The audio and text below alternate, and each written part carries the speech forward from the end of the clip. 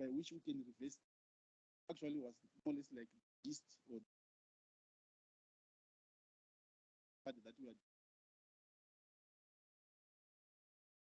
If we go into the next slide, also think that this discussion that we are having now coming at an opportune moment, simply because NDS1, which is now our,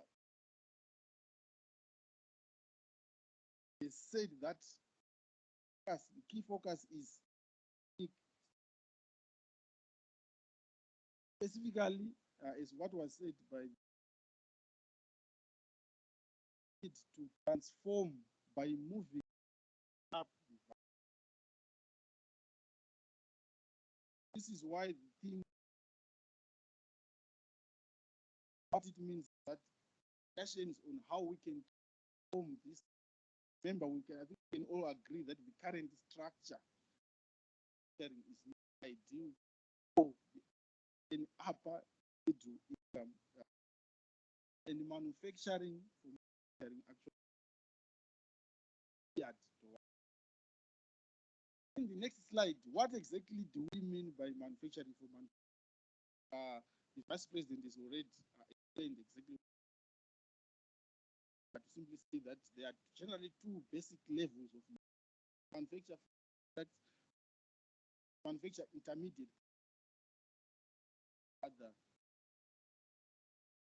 is an illustration. For example, I can just take the upper and in the left arrow. Shows that actually, if we are to assume that whatever product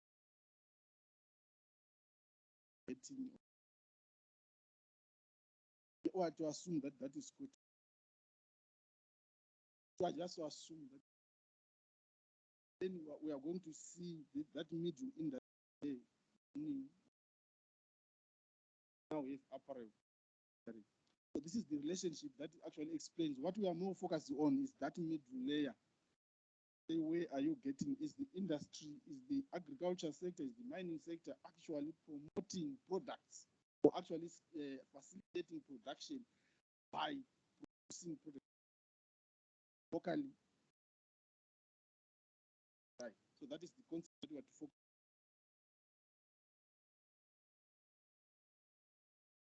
But now, the next slide. What is the current concept? Remember, when somebody, an industry is up, products that are being produced are either going to be considerably or they are going to be.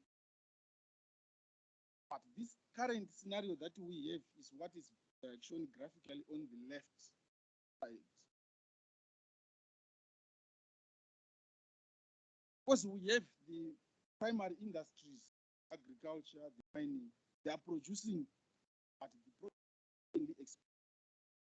only have a few that is shown by that upward arrow that are being that are also consumed directly by the manufacturing industry. But we also have an intermediate manufacturing industry, and it's very, very, very small. That's why you have that. This. But we have a vibrant foreign intermediate manufacturing industry where, for example, I think we saw some of the products where almost 90%, almost 100% of the products are actually coming from there. Of course, we also have that dotted arrow, which also underlines the fact that there are some products that the manufacturing industry is using at the moment that actually originate. Put them as raw, they are value added, and we buy the industry buys the product. But we are saying this is not the ideal scenario that we want, because actually there is only a few which the Zimbabwe manufacturing industry is using at the moment that are actually passing stage.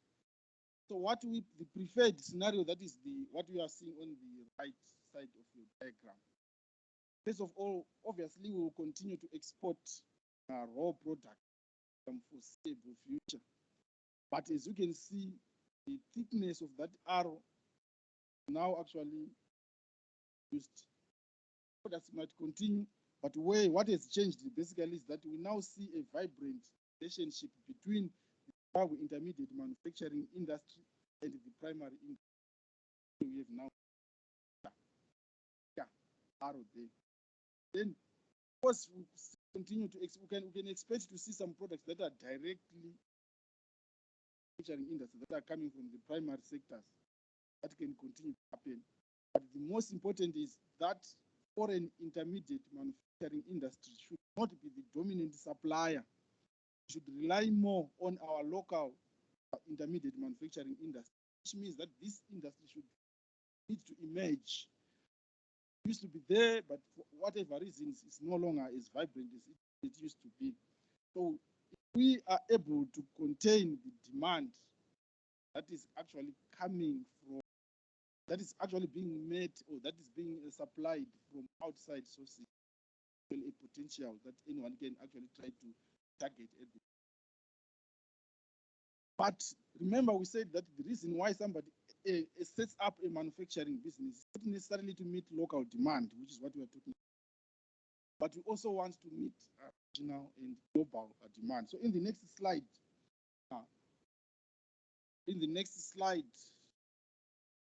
right? Yesterday there was discussions on tapping into the Africa Continental Free Trade Area.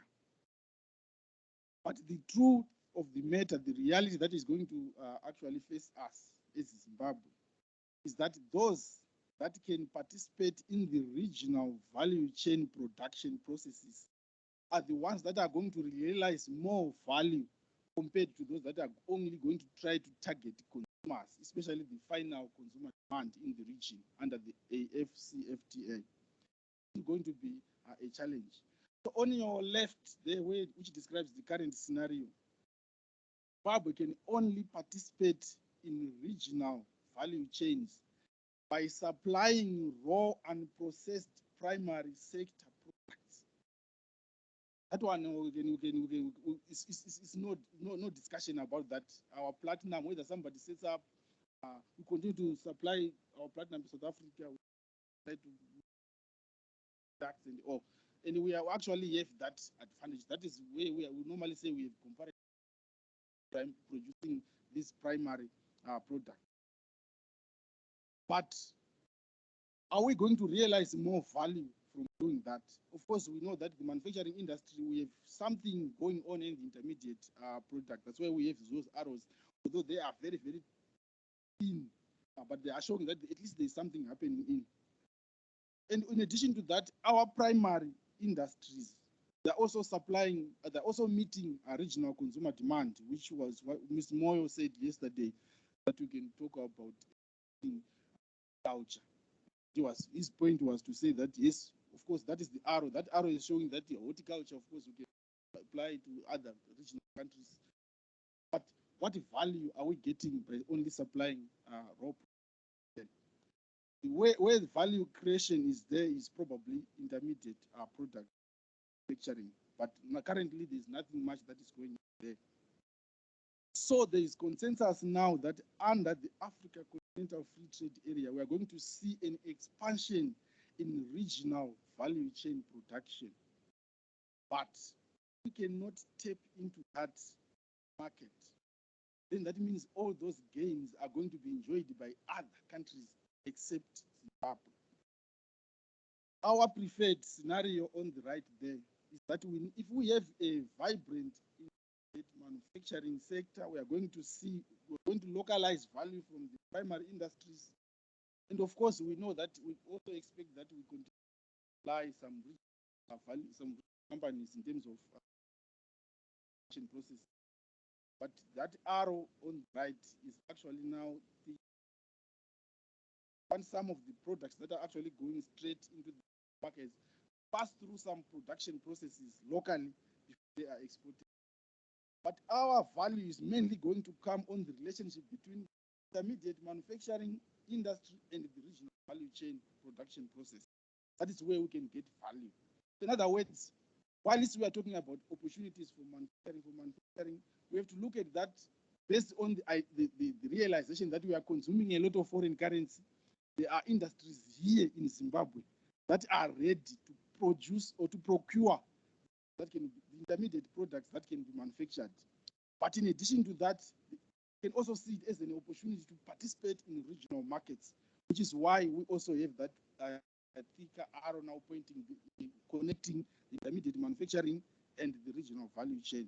So in other words, that means we are going to enjoy benefits from two sources. First of all, arrow between our own local manufacturing industry and intermediate manufacturing is thicker, which also means more value. That means more jobs, more taxes. But in addition to that, it also means more forex manufacturing industry. So in other words, probably we would move from the current 20% that we saw in the earlier slide, where we can only procure 20% of our raw material requirements from the export proceeds from the manufacturing. Something probably getting closer to what the mining sector is operating. So that is also reduce our import dependence in the and of course manufactured products that have more value added. If it is now right now we're always having challenges with respect to foreign currency. Either the backlog is there, it's either challenge exchange rate distortion are there, etc. But if we had now a more vibrant intermediate manufacturing industry, it would also mean that the manufacturing sector can expand locally. Even what we are exporting now to meet regional demand actually be more than the current scenario, which is why that arrow is also a little bit compared to the other. So basically, this sums up. This is the concept. Manufacturing for manufacturing is country in terms of generating more export revenues, in terms of meeting our own local demand, reducing import dependence, and also reducing the demand for foreign currency by the industry. But now, are there any indications on the ground that what we are talking about is not something that is just hypothetical? Is there something that shows that, can we identify some of the few products where we can say probably there is potential enjoying or for unlocking these benefits from manufacturing for manufacturing? So we are going to present some few preliminary findings here. Not done studies, not done anything else, because that is our expertise, of course. But people that are looking at me now, among you, I know there are people who have this expertise and this capability of taking this up further. In Zimbabwe, there is something known as called caustic soda. Those that are in the soap and detergent industry, as well as the chemical industry, will know about this. This product actually comes from salt, common salt. But currently, caustic soda and salt, these products are those that did history, you probably know that there was a guy called Nyatsimba Mutu. He was actually the founder of what was known as the Mutapa state, that period. He rose to prominence by trading salt with the Portuguese. Now, in the 1430s, Zimbabwe was known to produce salt. In 1430, I was selling salt. Now Zimbabwe is importing. But the issue is, the salt was discovered mainly in the Ande region. And right now, if you look at some of the strategies that are in place, is to try and have small-scale miners try to manufacture salt in the Ande region. There are some strategies already, some arrangements that are taking place there. In some parts of Zimbabwe, we also find villagers actually making their own salt trade. And of course, we know that salt deposits are found in Manezi and also in the national park. So what it shows is that there is probably some potential to manufacture salt in Zimbabwe. But the challenge is, if we just look at manufacturing of salt as an end to consumption, there might be little incentives. Incentives might be reduced because we would probably think that, okay, people will consume salt and all competitiveness issues and all that. But if you are able to, if you are as a country were able to use salt and you use it to manufacture caustic soda, then whoever is going to be manufacturing this caustic soda is assured of getting at least $8 million United States annually. Because what you can see from that graph, that diagram there, showing the statistics, that import statistics of caustic soda for Zimbabwe from 2018, 2019, and 2020.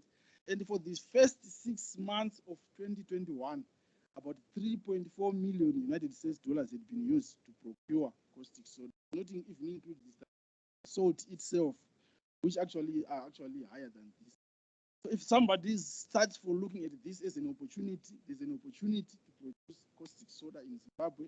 If you are able to tap into the downstream to produce salt itself, then that means also it is also possible to participate even in regional value chains by producing soda. That is just one example. But now in 2017, the UNCTAD, United Nations Congress on Trade, they facilitated a regional survey. The survey was focusing on cotton byproduct.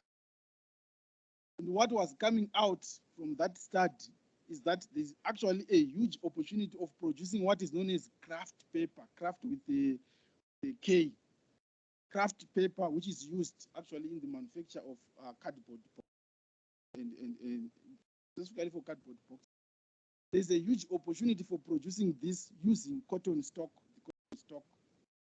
Every year, farmers that are actually growing cotton, they are asked to destroy all their cotton stocks because they actually a feeding ground for breeding. There's actually a timetable where every farmer who has not destroyed their cotton stock is penalized. It's actually something that is actually legislated. But actually, there's an opportunity for this cotton stock that is actually generating zero value to the farmer or to the nation. It's actually generating cost of destroying it. It can actually be used to produce kraft paper. In other words, if, for example, right now the farmers are growing cotton and they are getting paid for producing the seed cotton itself, they're only paid for the seed cotton.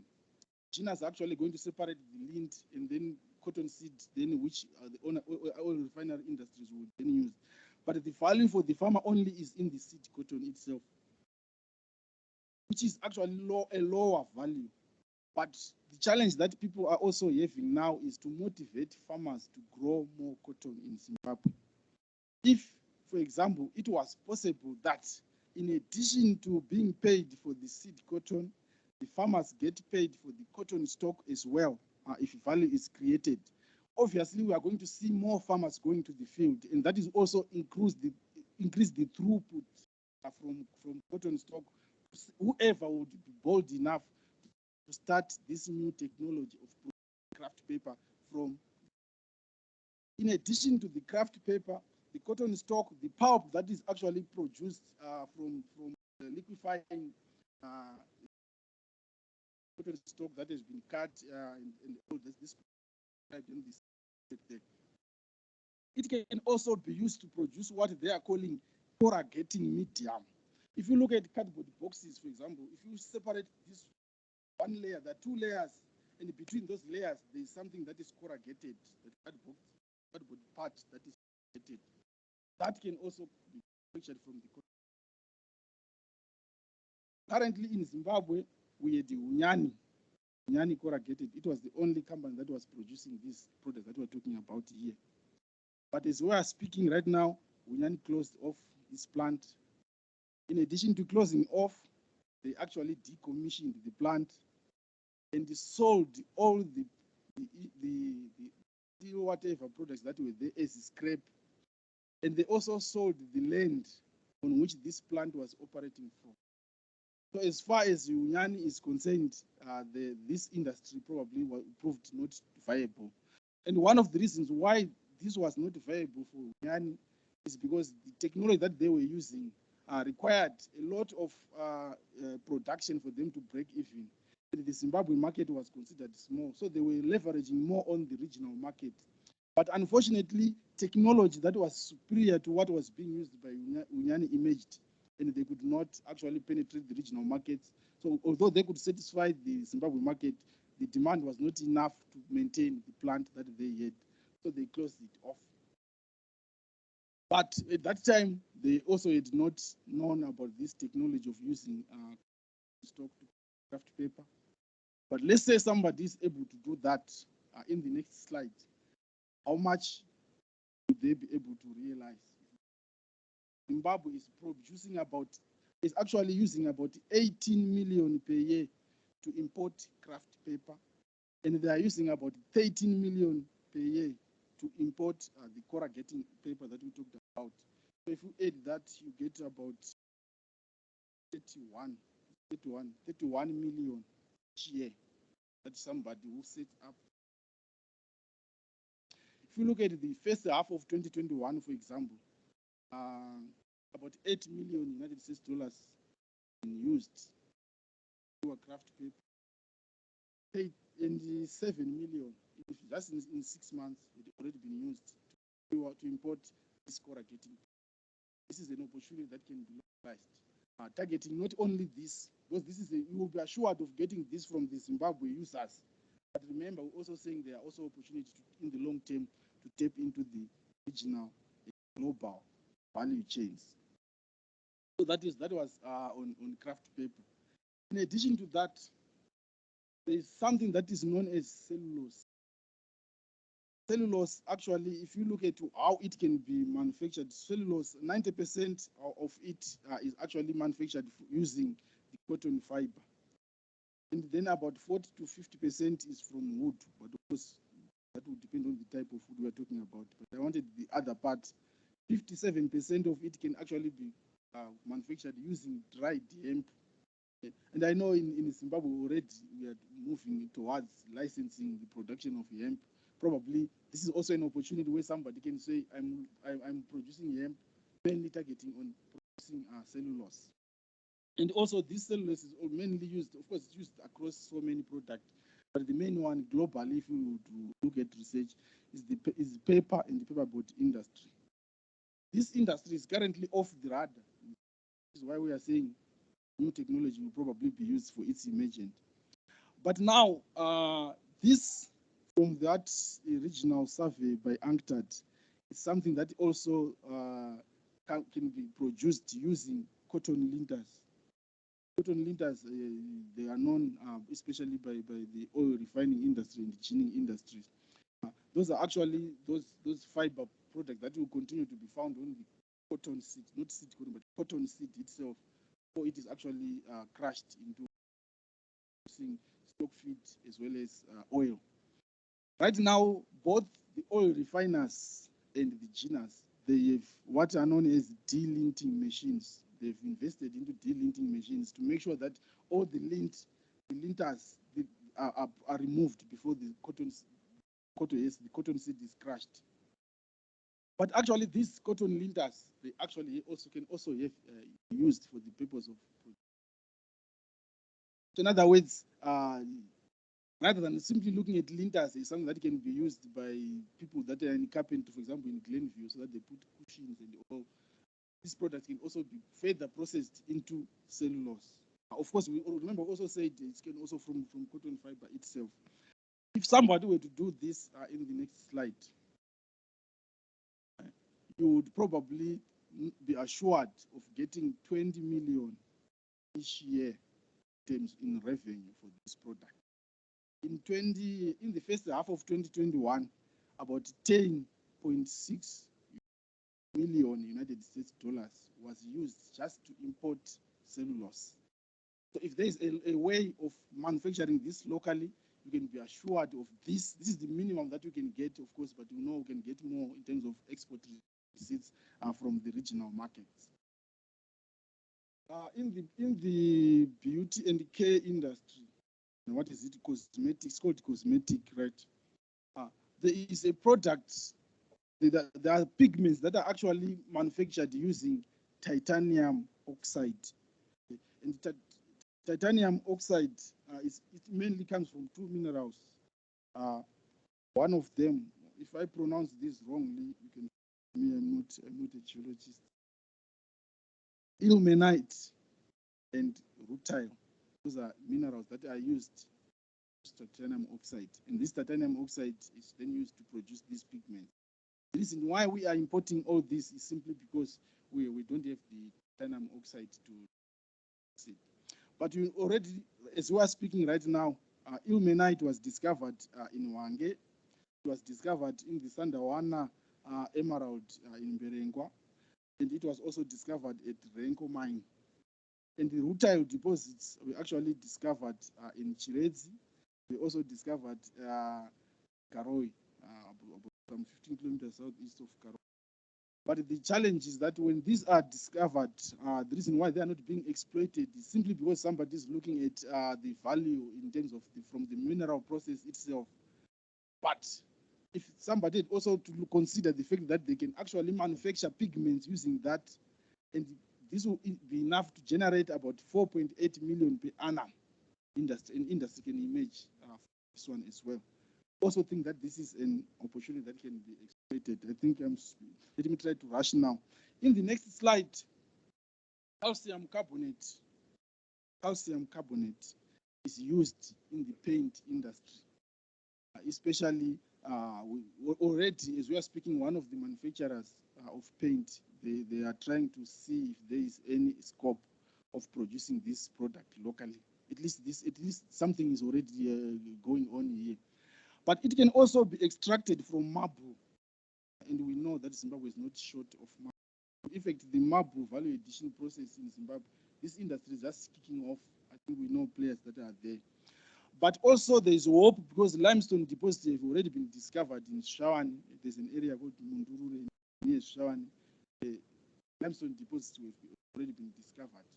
But the concern from the paint manufacturers is simply the grade of the limestone, whether it is not suitable enough. They talk about something known as called dolomite.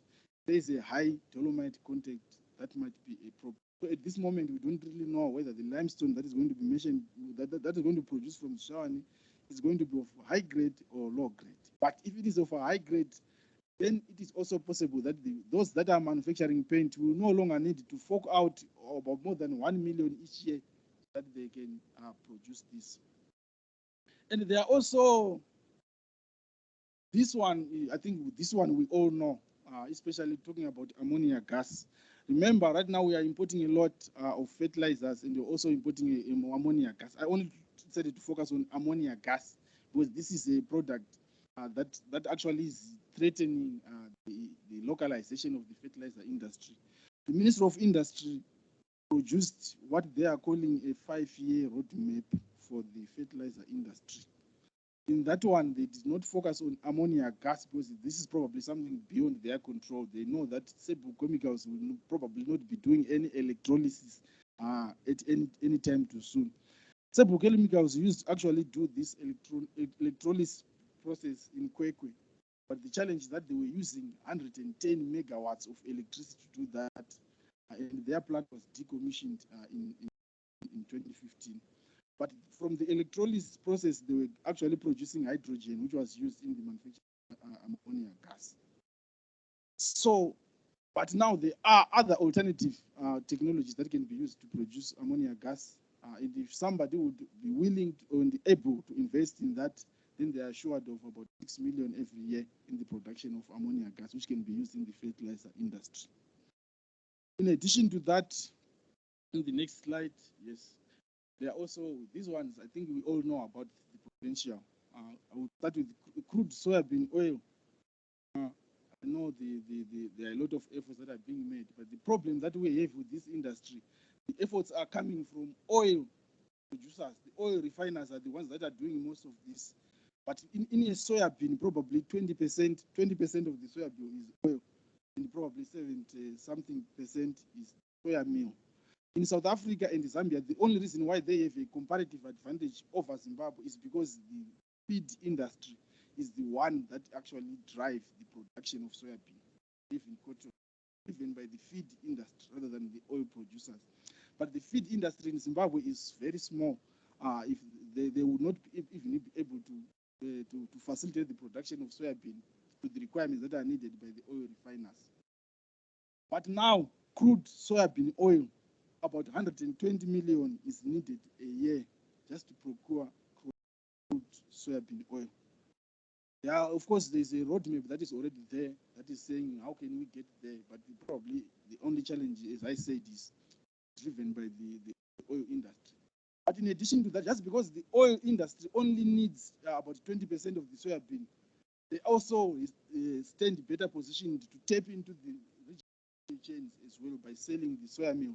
Because the soya meal that is produced to meet the requirements of cooking oil in Zimbabwe cannot be absorbed by the animal feed industry because it is very small.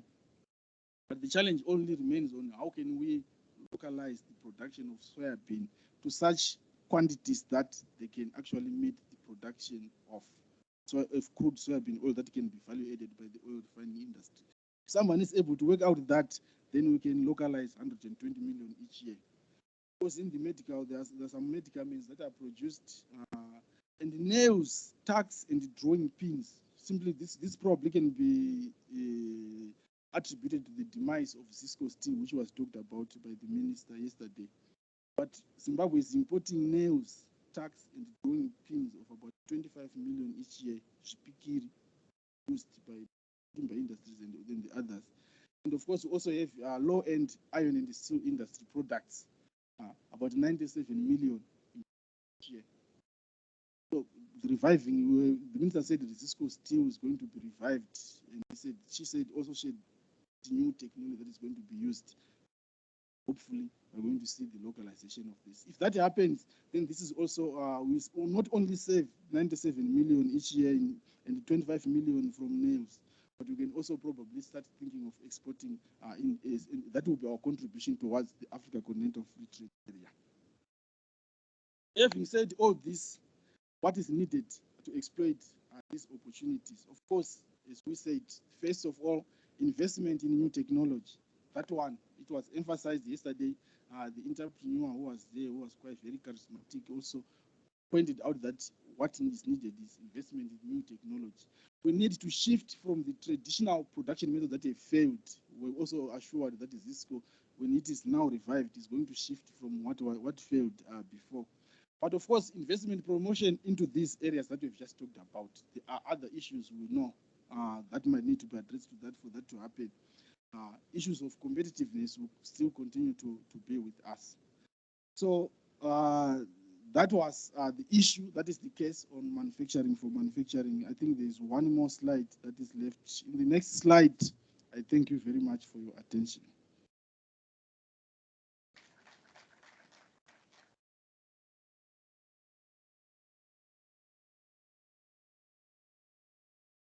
Thank you, Cornelius. I think, first of all, I just want to thank the team for the amount of work that went into that. You know, there's no ready sources this information. So the team had to find different sources to finally come up with that. And I think all can see that so much opportunity. You know, I must also admit it was a bit depressing to find out. You know, we're very proud when we say that supermarkets are full of local products, isn't it? To find that food, you know, the food, the milks, etc., actually have over 70% of that is imported. Who knew? You know, who knew?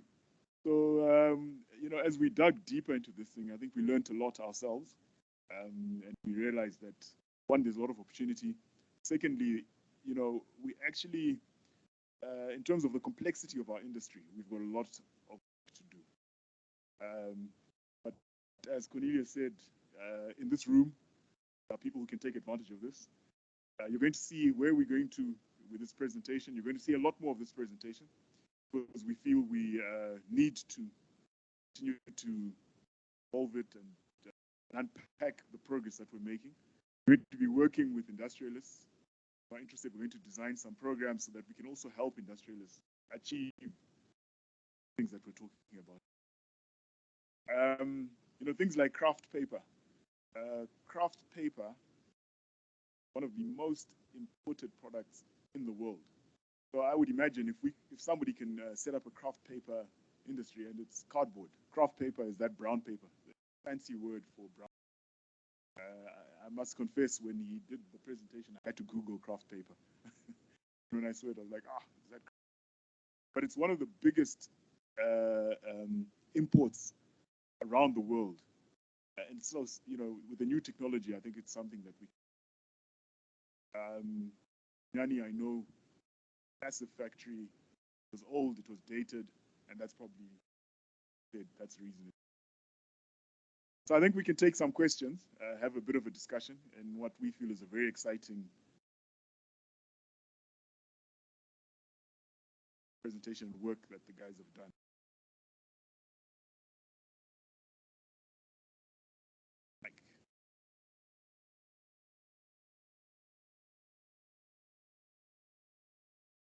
Mike? Somebody here?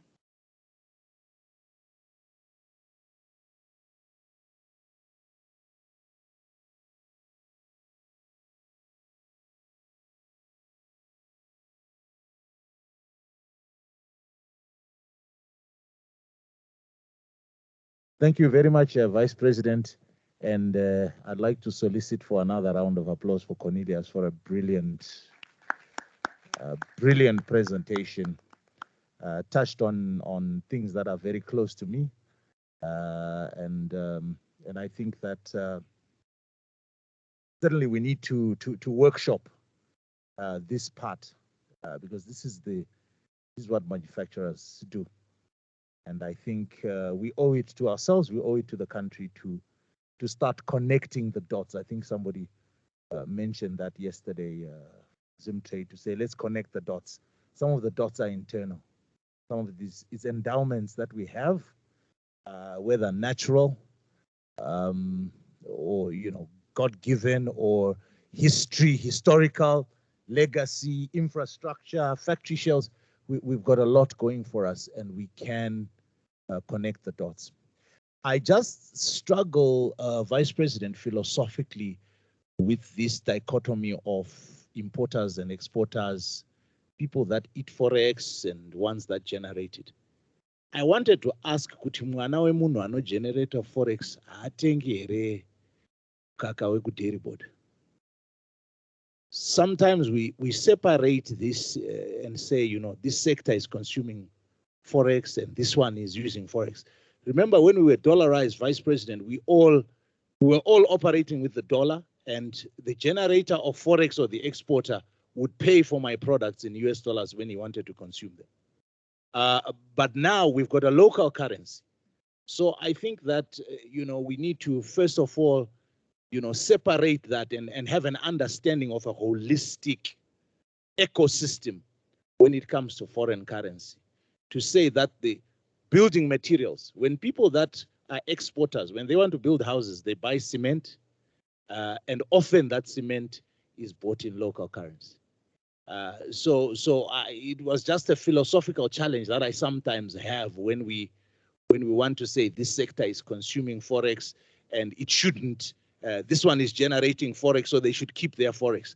I think we need to have a very clear conversation. Whilst I agree with localization of raw materials, and as a sector in soybean and so on, we are involved in localizing raw materials. I agree conceptually, but let's realize that in that journey, we have to share what foreign currency resource is available. I don't know from the clever economists among us how else we can address this issue without creating an us and them, and allowing for development to occur so that eventually we have a functional society that is balanced. Thank you. I can't dispute anything you said. Quite right. Actually, we don't want the noise of that point distract what we're trying to do. So, obviously, all some contribute this, others contribute that. Really, I think what we want to take away from the conference, that there are opportunities. This was not exhaustive. This was really to whet the appetite. Quite right.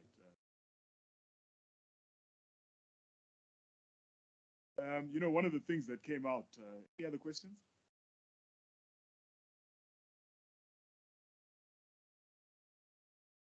Raise your hand right up. Oh, there's hands at the back. There's hands at the back.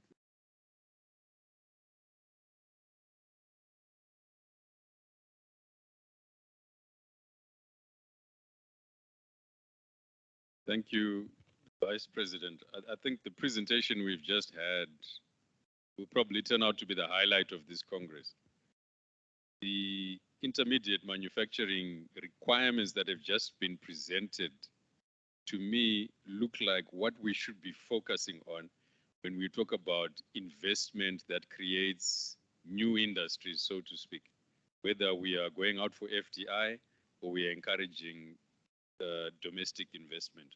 I think this is quite an interesting study that I know President has already said it will be focused on and workshopped more, but just to encourage to say this one is really something that we should focus on. It's a huge opportunity by the look of it. And I think as a resolution, work on this should continue. I'm proposing. Thank you. Thank you for that.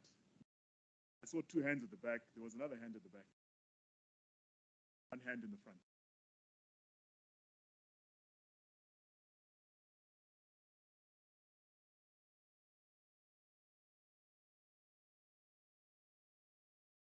But we couldn't agree with you more. We're quite excited about the work.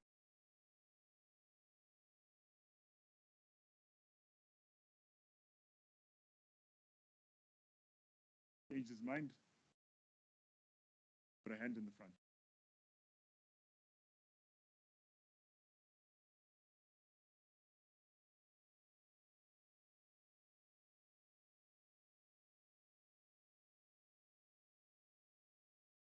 Thank you, Vice President.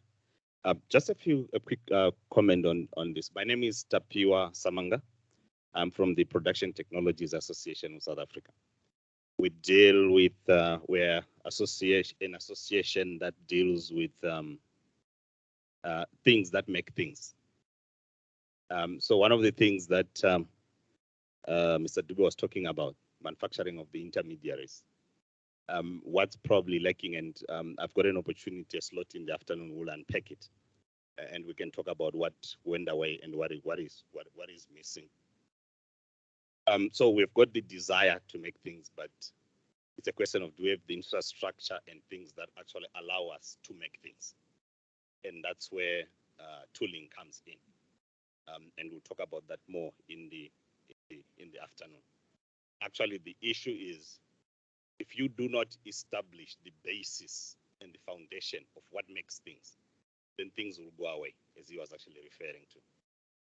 And when things go away, you then do not have potential to recover.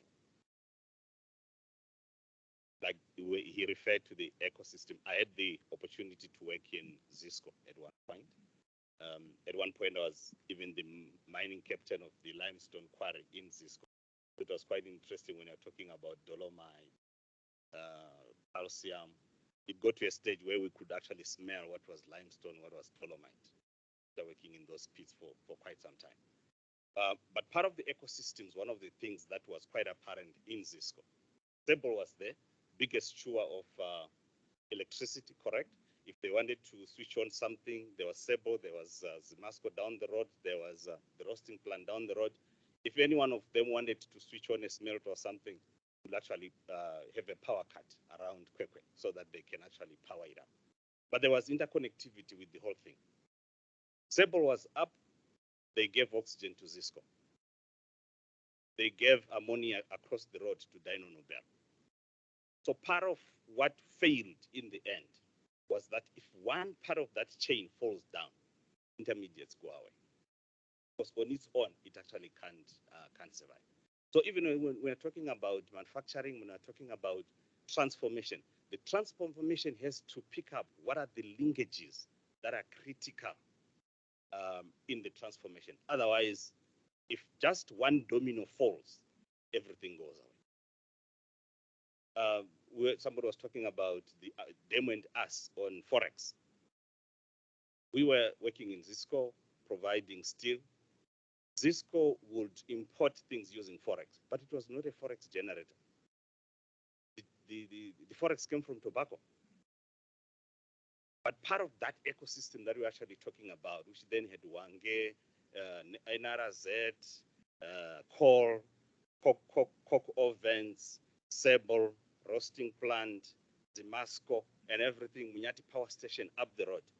If you knock off one of those, you actually lead to a non-optimal position in the ecosystem, and everything starts to struggle. So probably that's one of the things we'll unpack during my slot in the afternoon. But I think that is key. And countries that are competing with us have actually unpacked that. That's why they sell to us. It's quite shocking when we look at the things that we're saying, 90% of them, they're actually coming outside. In the end, we actually become a glorified sort of flea market. But it's because we do not have an ecosystem that actually works. Thanks, VP. Thank you. I think you've whet our appetite. We'll take two more questions and then we'll wrap up.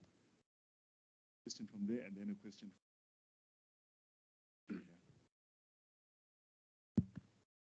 Good morning, everyone.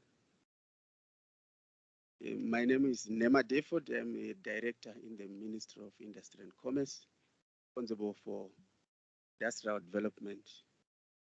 I came late, and I apologize, but as I got in, I realized this topic is actually hands-on. You are aware that the Ministry of Industry and Commerce's vision is to have an advanced, technologically advanced, competitive and diversified economy by 2030. So as we diversify, we are implementing the Zimbabwe Industrial Development Policy, the document which we, together with industry, produced, and this is a national document. So in it has got various strategies. And one of the strategies which I have noticed that from this presentation is to do with rural industrialization. So if we put together those various dots which Mr. Moyo has just talked about, and also yesterday when we were discussing the issue to do with the innovation, where the triple helix, government, private sector, and academia will put together their minds, I think we will get projects that will move Zimbabwe to some point where we are saying all stakeholders and even all the rural folk is involved in some of the projects, as we have noticed from the presentation. So I agree with the previous speaker from there. I have forgotten who has said, actually, if we come up with these new projects, and as a ministry, we'll be excited because that's one of our key areas to come up with new projects and new industries so that we get to Vision 2030, that is of an upper middle income economy by 2030. So I think I agree with someone who said we should take this resolution to move forward with creating new industries. Thank you so much. Thank you for that, and couldn't agree with you more. I think when I said it wasn't exhaustive in terms of his presentation, he probably could have spoken for the whole morning, but we just had to, we're trying to show that there's something we can think about, and I think glad that it's resonating with yourselves in the ministry, and we really want to take it forward. Thank you for that. VP. Okay, thank you, VP. Mine is a comment. I just would like to say that the presentation by Cornelius was quite interesting and informative. It addresses issues of value chains, which we've been talking about, and in terms of NDS1. We really need to put a lot of emphasis, because while I found it interesting what he was saying, I was also thinking of the appropriate technology that will also support the ideas and support what we should be doing. We need to identify technology and where to find that technology, appropriate technology, and also move on to talk about the funding for these projects, the technology and the projects themselves, because I still see a gap there. Yes, we are talking about it, but where are these things? And are we leaving it to individual or willing investors just to look into, or we need to now establish some form of platform where we can handle this and make sure that it's being done, it's happening. Thank you, VP. Thank you. I'd said two more, but I can't resist. So I think one of my response to that question is that, you know, one of the reasons we fight so hard for macroeconomic stability, you know, we really aren't going to progress if we can't mobilize our own resources, our own funding. We know we've got money in the banks. We don't have long-term money. Trouble we have in the banks is that most of the money, the deposits are hot. We call them hot deposits in banking. We used to have savings accounts. We used to have term deposits. I remember, you know, 20 years ago, every one of us probably had $5,000 in some investment that you're waiting for 60 days to mature. And you'd even given your broker an instruction to roll it automatically. You didn't even have a plan for it.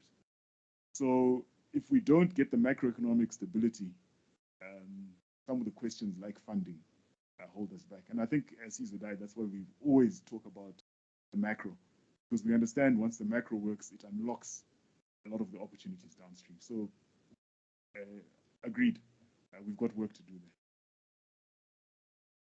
there. Yes, thank you very much, Vice President. I just wanted to submit a point, you know, under the AFCFTA. I think we need to get a little bit sophisticated about how we're going to structure ourselves using the concept of shared manufacturing. The rest of the region also wants to industrialize. And that's why I like the part up in Cornelius's presentation on intermediate. In our sector, I'll use our sector, we have a thing called soap chips. So you can make soap. The intermediate product is soap chips. It's not perfumed, it's just a base. They're chips that you then can extrude into a final and stamp, you know, perfume, add colorant, package, and then distribute. So I think we need to look at the idea of shared manufacturing, and that's how, for me, we're going to be able to compete with South Africa. When we start to share, we need to do manufacturing and business differently. You know, as opposed to just, you know, I create a big factory in Zim and I want to export to the rest of the region. Well, that's exactly what we are protecting ourselves against. So we have to be a little more sophisticated and share and develop intentional mapping of, you know, his RVCs or regional value chains, and say, I'm going to have, and we are working on a pilot on this to say we'll produce the soap chips in Bulawayo, stamp them in Botswana, stamp them in Namibia, and then you've got a tie-in, and hopefully the Ministry of Industry can help us with their counterparts in those countries so that we create, you know, those sophisticated shared manufacturing linkages, because they do two things. They distribute jobs more evenly, unlike the situation we have in South Africa. We can talk about the human technology mix, that's another conversation, but at least you are sharing intentionally from the get-go. The second thing is you generate exports. You tie in your export revenues, and suddenly, and there are lots of things in Zimbabwe that we can do first stage here, intermediate here, and I think it's another project different from the one we were talking about, where we can map and start to look for these things and find support. And to your point, one of the things, you know, which I'm hoping will make it into the resolutions is that we need to go back to the merchant banking, the investment banking licensing in the country. Because everyone is a commercial bank now, there is nobody really funding entrepreneurial, developmental expansion, second stage finance, mezzanine finance, sophisticated financial structures that allow us to start to venture into some of these ideas that, you know, are being spoken about. So they just remain great ideas, white papers, concept papers, but no funding to support. Thank you, Vice President. Thank you. Reid, and I think what I like about that point is that less threatening. If you are if you're connected to other countries, and we know that all of Africa doesn't like South Africa's approach. They take the work. They're not happy when our people are following the work. I think I'm going to end here. And once again, the CEO stuck her hand up, and I think I have no choice but to recognize her. For now, my session is thank done. you. Okay. Sorry, my eye is on the formulation of resolutions. That's why my hand is up. Yeah. So I just wanted clarity, really, on I think the two issues: this opportunities in manufacturing for manufacturing, as well as the shared manufacturing that Busisa has raised. We do need to probably have a way of saying what next about these two issues, so that we are able to formulate some resolutions around those. I think there's another resolution that came from the ministry. Is how do we get proper around this? The academia guys were here yesterday. I was very interested in the presentation, Christine, how academia works, develop the knowledge for us to move. Good. Thank you very much for listening. Thank you, Cornelia. Excellent presentation and the job well.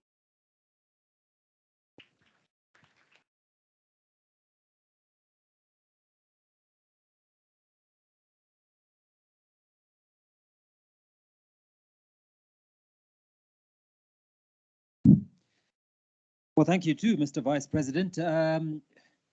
We will have a selection of vice presidents on view tomorrow, as you are aware, and he just happens to be one of them.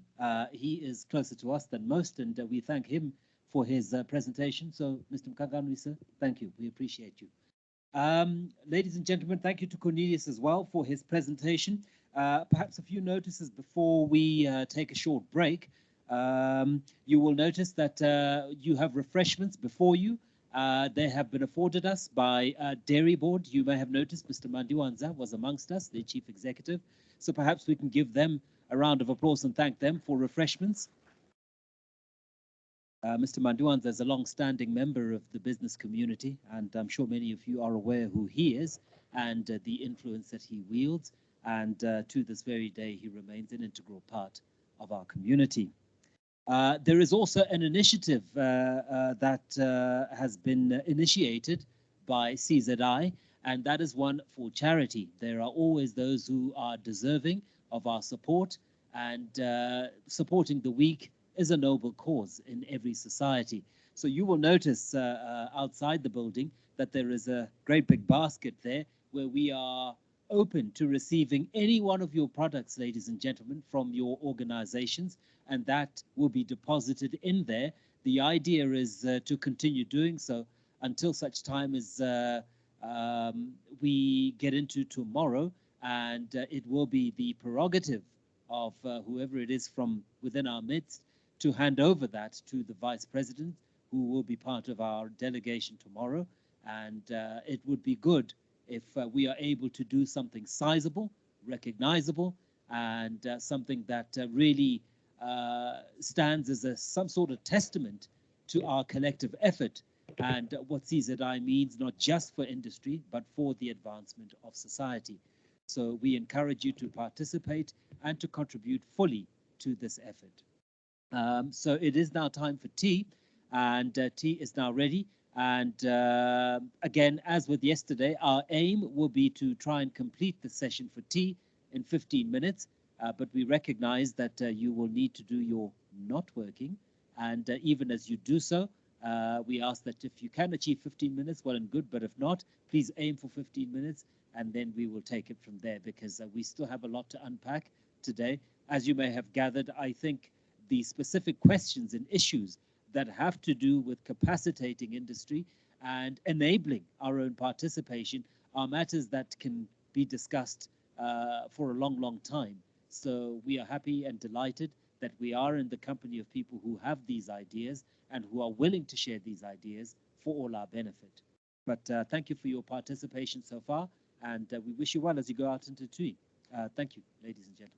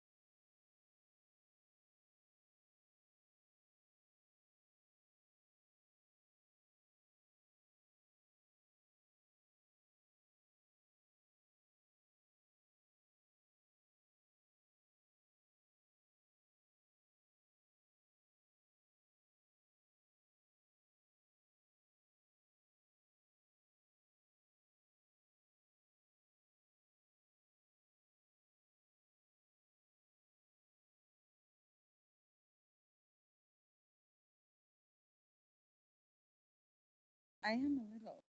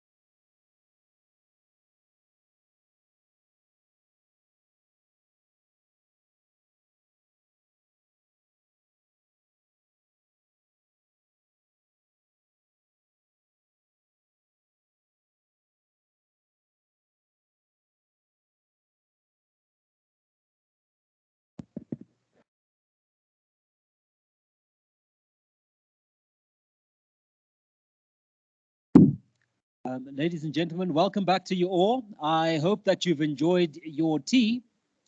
And I would like to take this opportunity to invite those who may be outside to come back in. Our next speaker is actually here.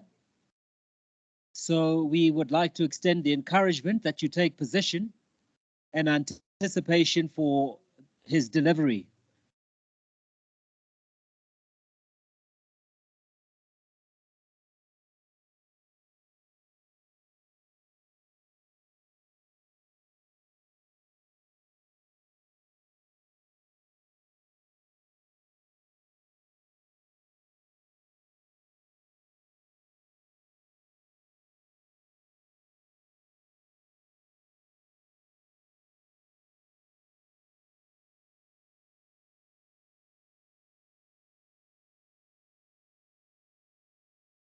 So once again, thank you everybody and welcome back.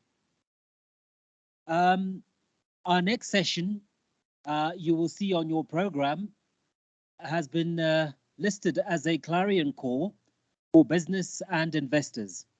And fittingly so, we have a representative, indeed the driver of investment in this country.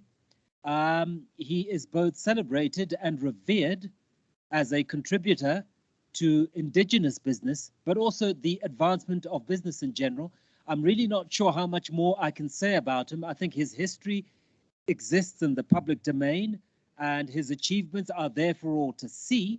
However, it does give me great pleasure that he has accepted our invitation because he is even better in person. And when you understand his perspective and his drive, his genuine drive for improvement and advancement of Zimbabwe, you will, I'm sure, as we have all come to do, appreciate him for who he is. So ladies and gentlemen, please put your hands together as we warmly welcome Doug Munatsi, the Chief Executive Officer of ZIDA.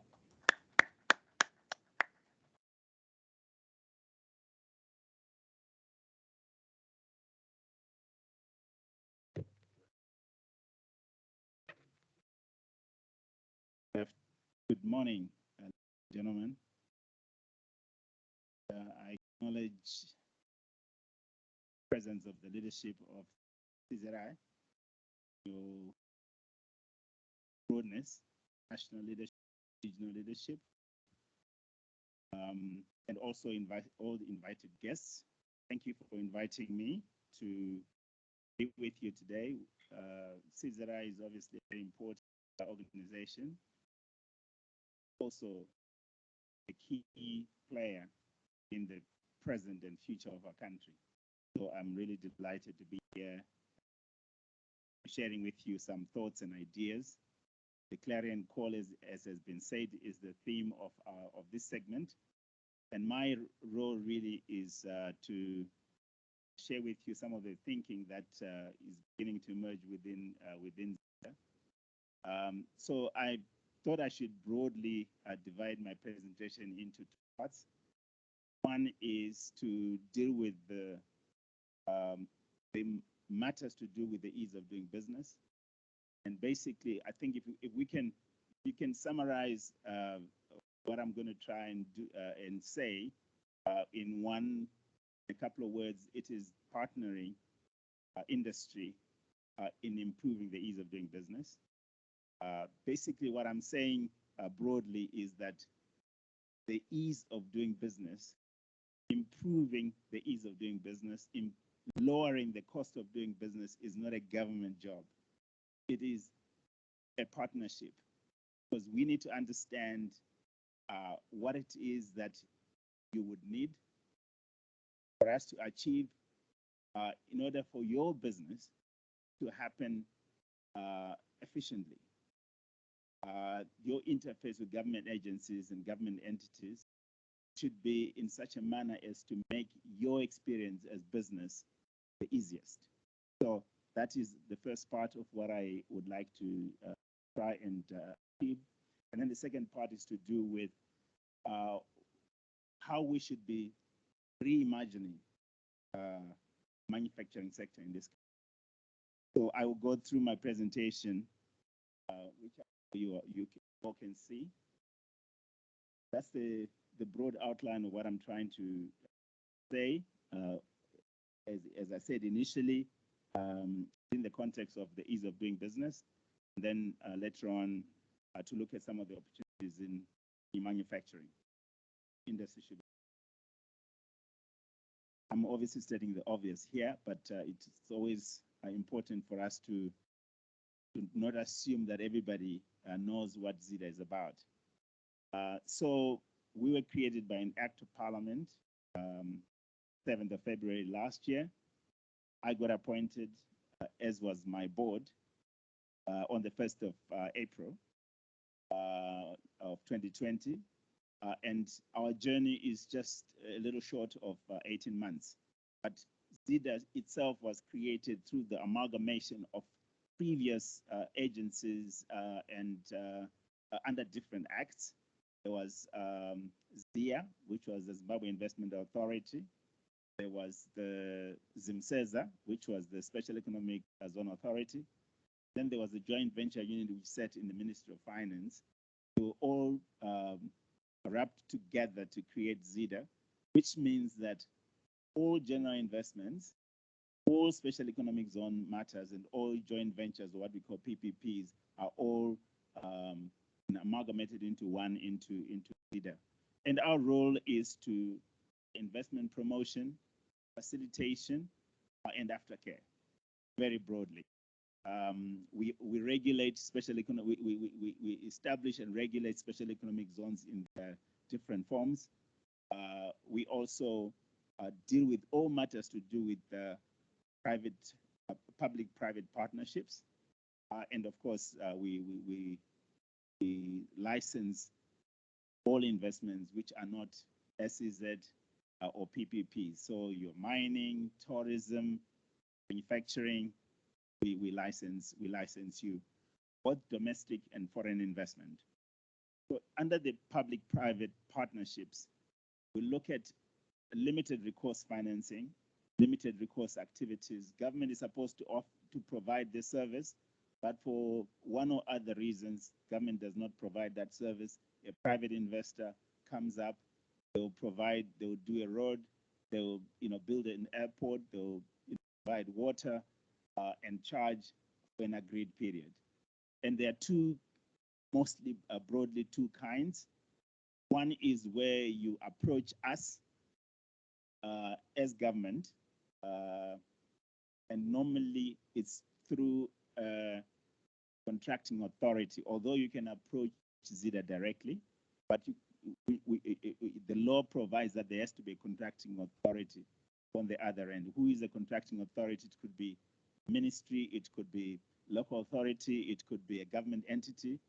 So this morning we're dealing with a couple of those. That MDC has got a mine which they either are running, have been running, or was closed. They find an investor. We interrogate the investment proposition. We recommend that through committee chaired by the Permanent Secretary, Minister of Finance, to Cabinet for approval. Very efficient. We are not bureaucratic if you bring your proposals and they are all thought through. So they could be unsolicited. The case of you coming up and say, look, I can build a road here, give me 20 years and I will rely on collecting toll fees. Or we could advertise through a competitive bidding process. We decide that this is the party we would like to provide the service, and those are called solicited bids. Special economic zones, I will dwell a little bit on these because we get individual companies coming to us to say, well, can you give us special economic zone status? I know that some companies were granted special economic zone status before the formation of ZIDA. Those are anomalies. And from here on out, we will not license you if you're operating in the middle of nowhere, because special economic zones, by their very nature, traditionally must be well regulated, geographically designated. But we are willing to consider a sector, and grant a sector special economic zones, or we can give that sector special incentives if we think that that sector is very critical for the economy. So we have got a couple of these, as you know. Uh, you know, White Bridge has got an area which is designated a special economic zone. And the idea was that this would be mostly for logistics to support the movement of cargo, movement of goods, anything to do with the movement of goods and so forth. So we've got an area in White Bridge. Victoria Falls, we've been granted an extra 1,200 hectares beyond the municipal area, all to be developed as a special economic zone around tourism, around the falls, around the river, around game and wildlife. And it's something that we are still working on. We believe that we're gonna, that if it's gonna be successful, we have to really do a great job. We also, and the Minister of Finance has announced this, that we would also like to create an IFSC, an International Financial Services Center, within that SEZ. You also know that VFX is also intended to be within that zone. And so we're working on a number of them, and I'll try and dwell a little bit on that later on. And then, of course, anything else that is not a PPP or an SEZ, we license those investments. Okay, so I said in my opening remarks that we would like to partner industry in improving the ease of doing business. And this is a genuine offer, a genuine outreach to industry to say, let us interrogate the way that government, the different government agencies, regulate or license or interact with industry. And let us come up with a way that is going to be most efficient. We can benchmark ourselves against other countries. I remember when we visited a couple of companies in Bulawayo, the president was told by one of the industrialists to say, Mr. President, for me to make one export, I need 16 or 13 documents. The president was shocked. And he said, well, why do we need 13 documents? So those are some of the things that we need to engage with you so that we can deal with those matters and make them efficient. I know for sure that there are areas where within the same ministry, you move, you need this document, and then come back to to another office for, yeah, we don't need all that. We want to work with you because as from the 1st of September, ZIDA is now the agency within government that coordinates all efforts to do with the ease of doing business. And within that context, it means that all government ministries, be it Minister of Industry and Commerce, Minister of Agriculture, all of them, we work together to unblock all the areas that make the doing business a nightmare experience, to reduce the cost of doing business, to reduce the cost of forming a company, to reduce the process of getting electricity connected, to reduce the bureaucracy in the movement of goods. So it's something that we would like to partner with you. So since about 2011, there's been effort, but the most significant effort has really happened in the last 3 to 4 years in pushing to improve Zimbabwe's position, its ranking on the ease of doing business, the World Bank system. And we made progress, there's no question, but that progress is not good enough. We are ranked as 140 at the moment, from a ranking of 171, and we are going to really put a big effort. Our immediate ambition in the next few years is to break the 100 ranking, and then thereafter to bring ourselves within our regional competitors. So if you look at our regional neighbors, obviously Mauritius is the best rated at position 49 as of 2017, and they're now 13. This is a global ranking, so you can see that they continue to do a lot of work to improve ease of doing business. Rwanda being the second highest, and then most of the neighbors are in the 80s. So our medium-term ambition is to be ranked among our regional peers, so that we can begin to say we are broadly synchronized. Obviously, getting to the rankings like Mauritius and Rwanda is the ultimate, but it shows you that we still have got a lot of heavy lifting. Okay, so the way that the World Bank rates their system ranks countries looks at from business formation all the way through to running the business. So how long does it take to register a company? So if you are dealing with a new project or a new company, whether you're a domestic investor or a foreign investor, the normal process for you to register a company, it would take you, I don't know, days. I was called by one of investors a few weeks ago to say, listen, I submitted all my documents and I'm told the register of companies don't have, all their printers are not working. Yeah, I mean, it's as basic as that. And I was just, imagining that, that is just totally unacceptable. If you come through us, you provide us with all your documentation for registering a company, we'll assure you that your company will be registered within 24 hours. But that is if you come through us. If you go straight to the register of companies, it will take you longer. So and then getting ZESA connections, getting and I'm aware that there are there's a lot of grievances in this space. I was called the other day. Somebody was telling me that ZESA has got so many applications that it's taking time to process. Again, if you're working with us, we should be able to expedite that process for you. And then accessing credit, we've made progress in some of these areas. So if you can complete the cycle for me.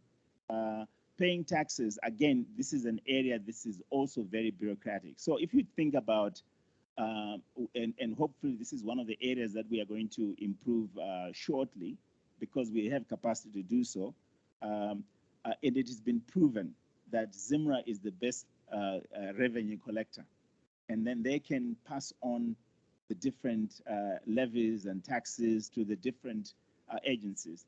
There's no reason why you shouldn't pay one tax, and ZIMRA pays NASA, they pay ZESA, or the say the AIDS levy and things like that. You don't have to go to all the different agencies and pay single payments. That should all be done through one point, which is through ZIMRA, because ZIMRA has been proven that they've got capacity to collect and they've got capacity to distribute. And this is where we are going, so that you only pay one tax. We can move on. So areas of, most of these areas really where we need to make a lot of improvement. So if you look at the disaggregation of some of these indicators and see where we have made a lot of progress, you can see that the biggest challenge at the moment is with the bottom 4 factors. A few weeks ago, there was the logjam at Byte Bridge because of the new, border terminal and all those things. It's an area of improvement. Hopefully, we should see some very significant improvement at Byte Bridge, which is the main entry point for most of the goods and cargo. Starting a business, as I said, we should be able to accelerate this. Certainly from an investor point of view, we can guarantee you 24-hour turnaround, ZESA, and then enforcing contracts. Again, these are areas that really we should be able to improve on. And again, I say to you that let's work together to improve these areas. Systematically, we we started the process, but we would like to do it at an association level, because you can imagine everybody has got their own different interests. But if we do it at an association level, we certainly have done. We have workshopped with one group where we got together with them.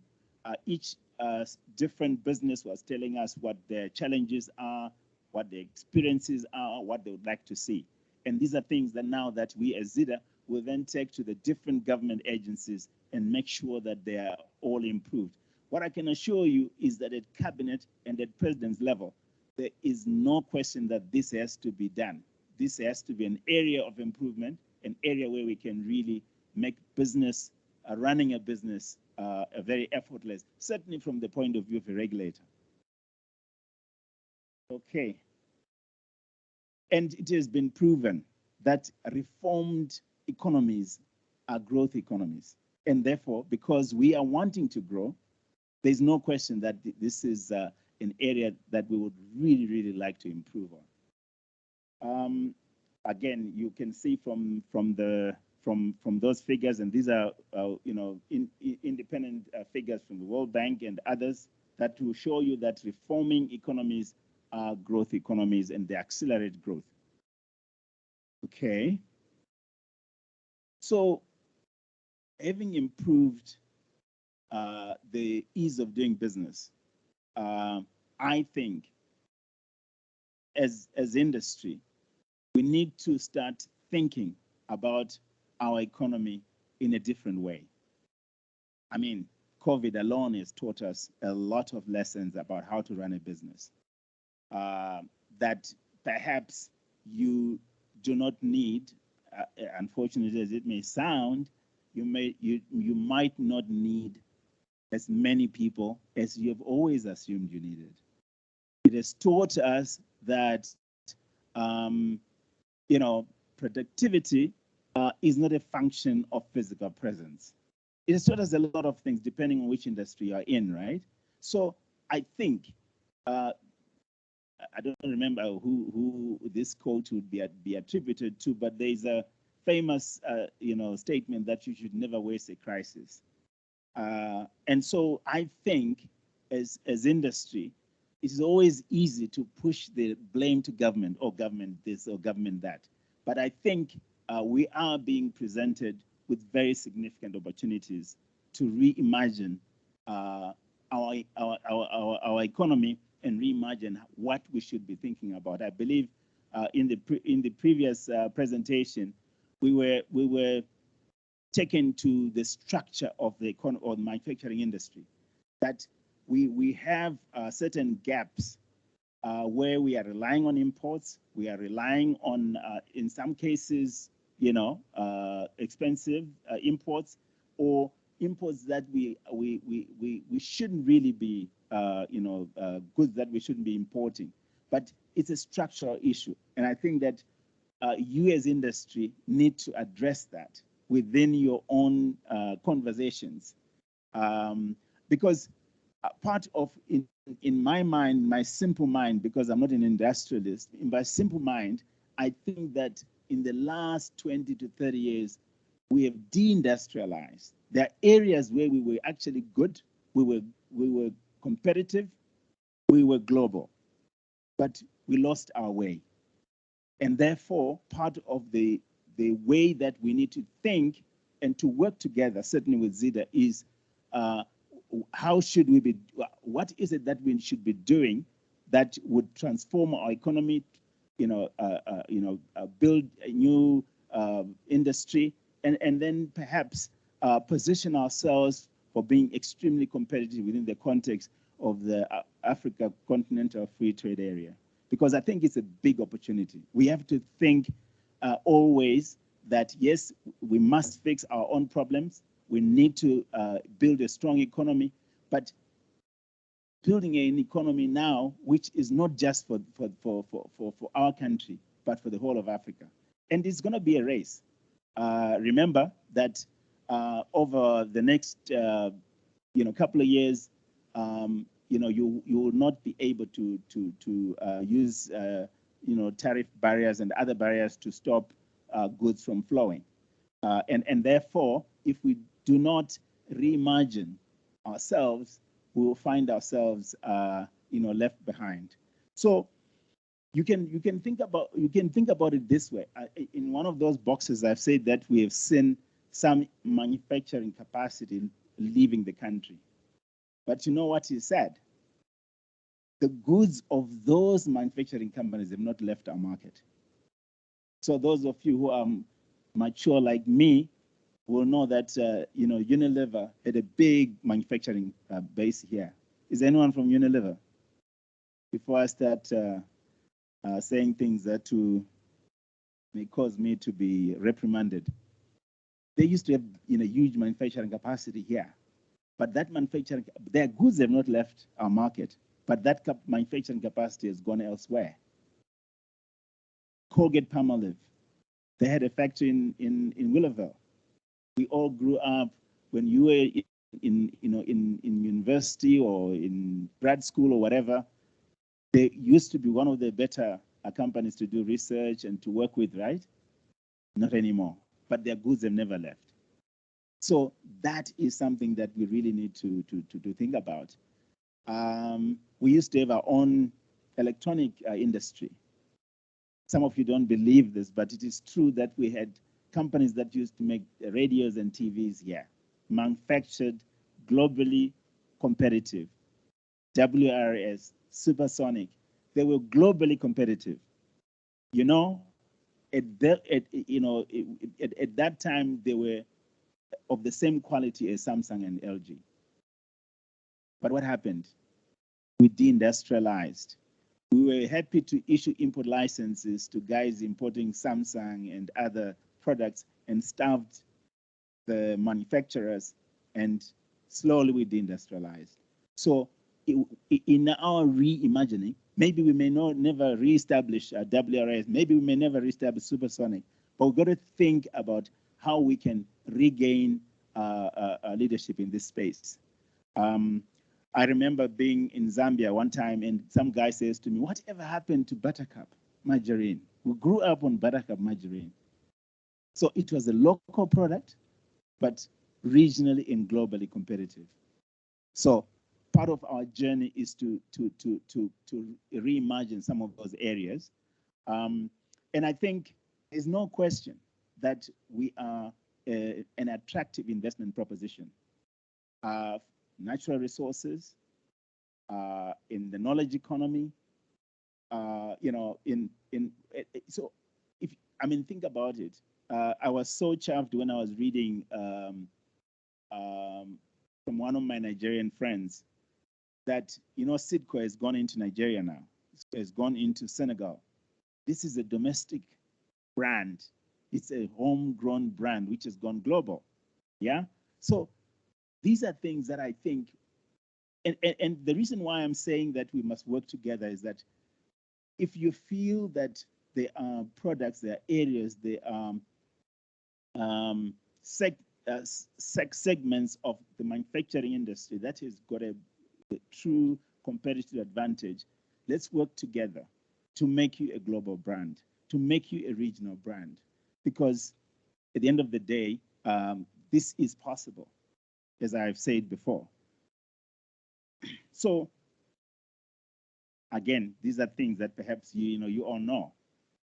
If I can talk about cotton value chain, we used to grow the cotton in Gokwe and other places, gin it, spin it, weave it, and export garments. There are manufacturing companies here, which I won't name. I won't say their names because I'm told it's always not a wise thing to do. Who were exporting to the US and other parts of the world. So that's something that we can reestablish. Again, what is it that you need for you to be able to do this? We used to have our own shoes, G&D shoes, from skin, tanning to product. When we were aspiring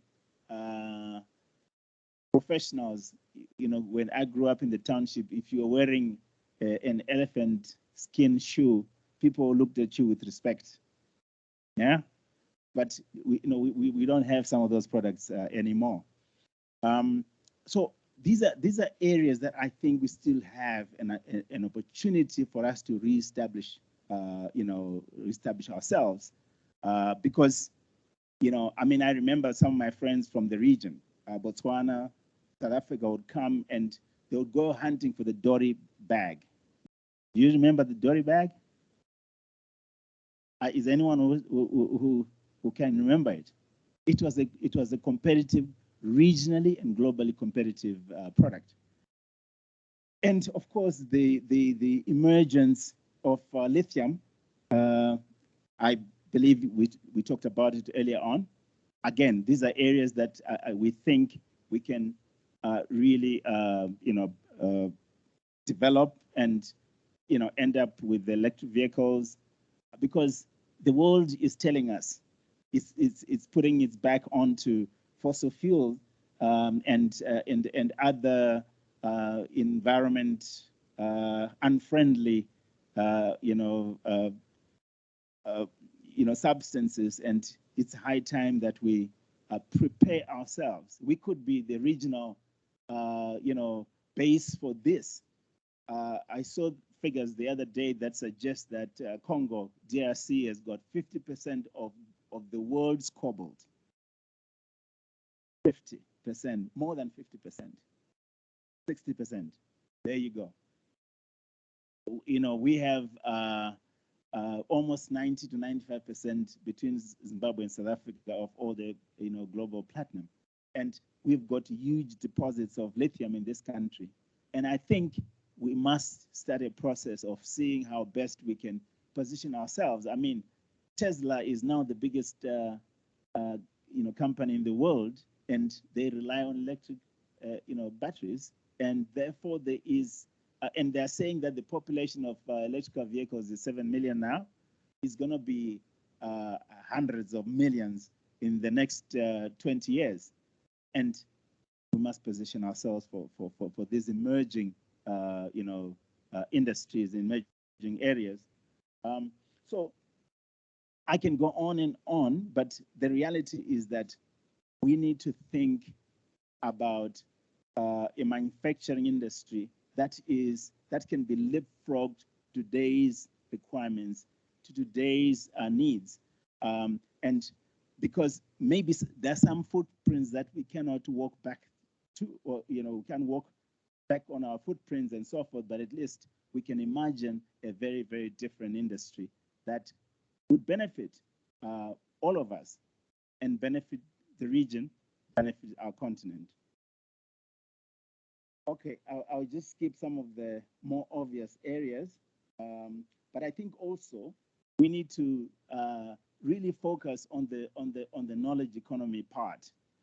I think recently the Minister of Finance and I were in the US, and the number of people that we met who are focusing on the digital economy, obviously crypto, and so forth. It's an area that I believe we can really, it can transform our economy. How many, young, computer science, physics, kids who are coming out of our universities. We now have over 20 universities, by the way, and we could capture this skill, this talent, and start really doing things that are very transformational.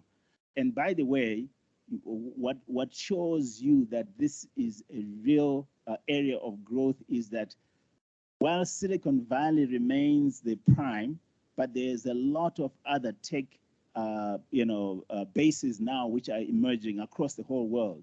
So let's not be left behind by because by its very nature, digital can be anywhere. It can be virtual. It can be so. I think this is something that we should really start thinking about.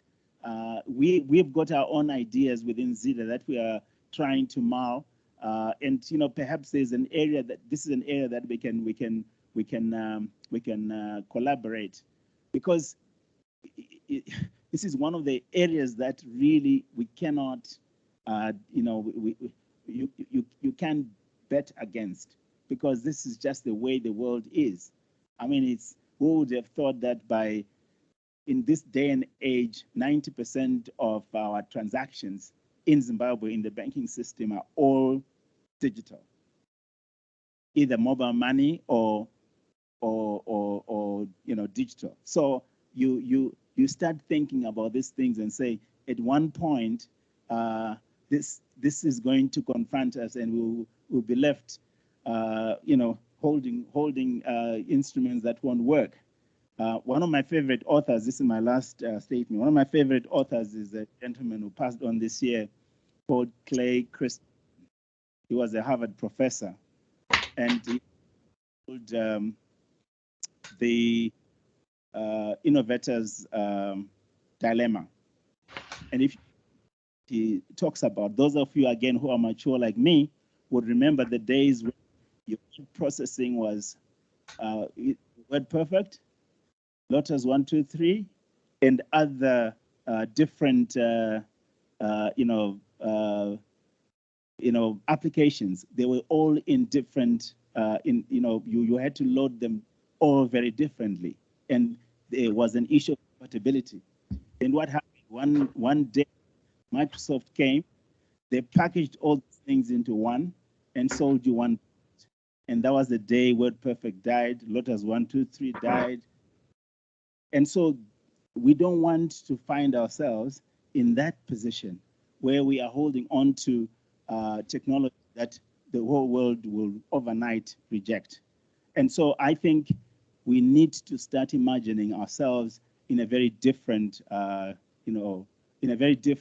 world. And that in that world is the kids, is the young people, is this, who are going to, drive the future. And so I think we need to, have programs, we need to have interactions, we need to have a conversation about what is it we need to do to change our future.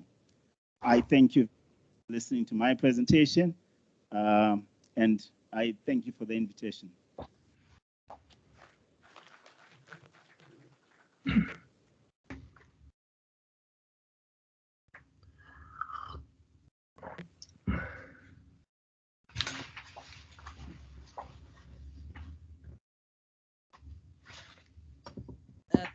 Very much, Mr. Mnatsi, for that challenging presentation. We had asked for a question, and it's clearly that there is a clear call to invite some questions or input from the people that are in the room. The idea of this Congress is really to hear from the members. It's really to hear ideas and views and positions that come from us. So please feel free to offer your ideas and questions, because this is what will help us to come up with resolutions that are representative of industry sentiment. I hope there's somebody moving with a microphone. There's a hand there. If you could also just introduce yourself for Mr. Mnatsi's benefit as we ask the questions. Thank you very much, Mr. Mnatsi, for that presentation.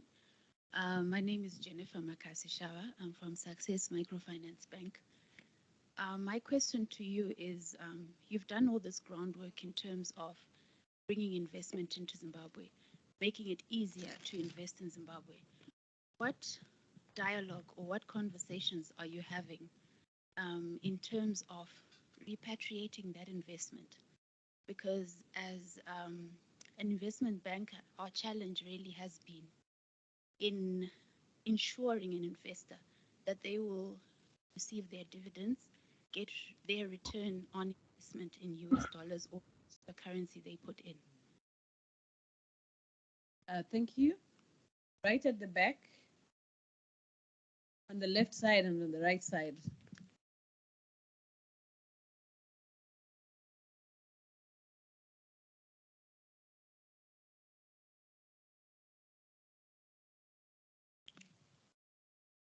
Thank you very much, Mr. Mnatsi, for an excellent presentation. My question is in two parts. First of all, you went to lengths to mention that provided investors come through ZIDA, they do get a quick turn. However, when you look at ease of doing business across the country, I just wonder whether it's possible for everyone to be able to come through ZIDA, and whether that index which we measure is a reflection of only those who come through ZIDA. So I'd be interested in your comments around how do we make or enhance the ease of doing business across the economy. Despite your level of business, it might come down to something as simple as shop licensing, vendor licensing, and so forth and so on. And my second question is around the special economic zones. One of the key things you spoke about, we find that the financial and also non-financial incentive involved. And these tend to benefit newcomers. What actions are we putting in place to ensure that these actions don't benefit the new investors at the expense of investors who have been here for much longer, and therefore create a situation where the ease of doing business for older investors are made more? You spoke to after. Therefore, we're also interested in understanding that the special economic zone contracts, which were established before 2020 when ZIDA was set up, how are you reviewing those to ensure that they're on an equal playing field for all players? My name is Moses Gambiza from Delta. Thank you. Thank you, Moses. There was another hand. I hope you've got a microphone. Okay, there's someone in the front. Yeah. Yes, you can go ahead. Good morning. Thank you for your presentation. It was very interesting. I'm Karen from Ref Air in Bulawayo. We are manufacturers of polyurethane insulated panels. And in your presentation, you spoke about manufacturing WRS, Supersonic, etc., who manufactured electrical radio products that ended up going out of business and closing due to licenses being given to imports. We have a situation similar on our hand. We manufacture polyurethane insulated panels that are mainly used. The main thrust is the agricultural industry, and it's a big drive. And these are developments for processing, storage, refineries, manufacturing of the agricultural products. So we would be an intermediary manufacturer supporting the agricultural industry, and these are being allowed to come in through the agriculture duty-free, which is having a negative impact on our industry. I don't know if we can liaise with you to see how we can engage the ministry through CZI and the Ministry of Industry to try and resolve this on the specific for those items. Thank you. Thank you. One, and then Mr. Mnatsi will respond. Hello. All right. My name is Victor from CZI. I'll be brief. Thank you so much, Mr. Mnatsi, for being here. I've got two questions. You highlighted to reindustrialize, and one of the challenges that we have from our members is on the ease of trade. Our import and export procedures or licenses take process number one. The procedures are many. Compared to Zambia, South Africa, and other countries, they've got shorter processes.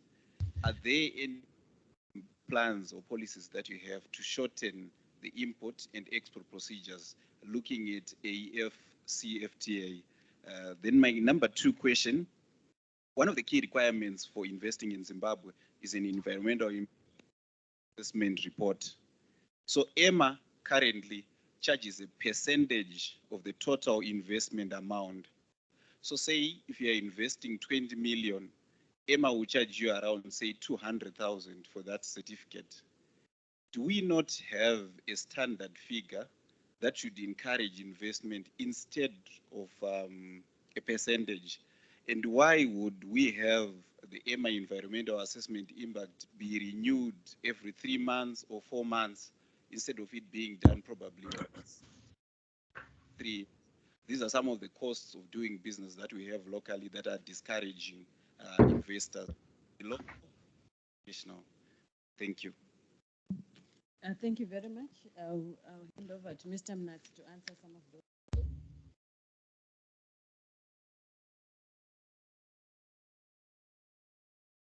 Thank you very much. And it's a dialogue because some of the questions I don't have answers for, or that's why I said let's partner so we can find solutions. So if I can start with the last question from Victor. Yes, if you listen to my presentation, one of the things that I said we need to address, and we must address that together, is the issue of documentation and procedures. We don't want that to be a constraint. We also want to make sure that we make you competitive. So in the process of partnering and consultation, that is what we need to resolve. Why is it I need one document? We have to produce 13 documents. So in engagement with industry, this is one of the things that we're going to be addressing. And we are going to, our approach is going to be more sector-based, and also, so we have started a process of dividing ourselves into sectors. To say in manufacturing, let's say polyethylene, what are the issues and how do I address them? And that process feeds into a committee that is chaired by the Minister of Finance, which then reports to Cabinet. So if we aim every quarter or every month to have all these reforms done and effected, we will achieve that. And this is a genuine offer. I think I said this before. It's not a gimmick. So we need to collaborate with yourselves. We need to then present that and say, listen, we've got 5 documents in Zimbabwe. There should be 1 everywhere else. And that's the process that we'll do. So it is absolutely true that our documentation and procedures are cumbersome. We're going to deal with that. It is also that even in the case of EMA and how much they charge, and all those things are part of the reform process.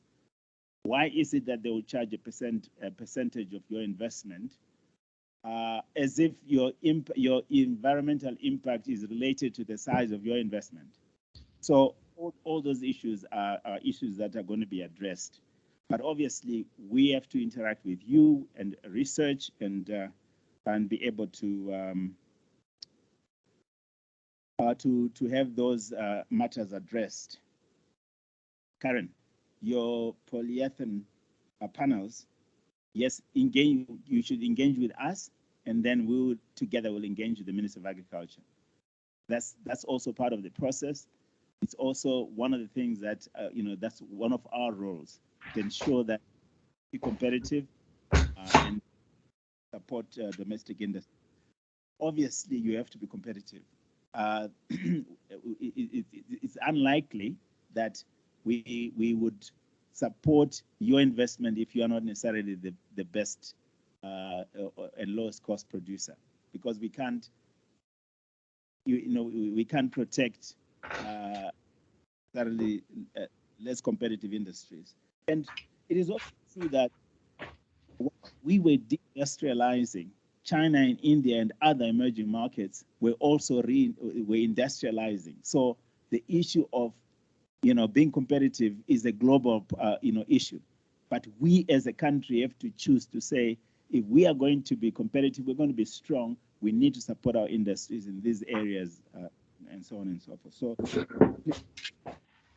yes, and we'll work with you. Yeah, I know exactly what Mr. Gambiza is talking about. Him being a beverage manufacturer. Yeah, so I did say that, as it says, license was done on that basis, and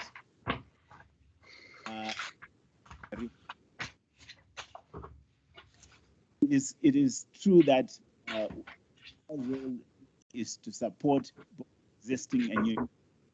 So we're quite happy with you to see can play field. I guess there was a bit of pressure from whoever, where the companies were granted SCZ status, even if they're in the middle of an industry where they were the only ones who have got that status. So, we are working with the World Bank, with IFC, and others to see whether there's a way of regularizing some of those. There are thoughts that we have about that. But the idea is not to penalize existing industry while we are supporting new industries. No, that is not the idea. We want to support existing industries as well as those that were in existence before. Yes, the elephant in the room is currency ultimately, right? And we had a meeting with some investors in London last week, and it was one of the most topical issues.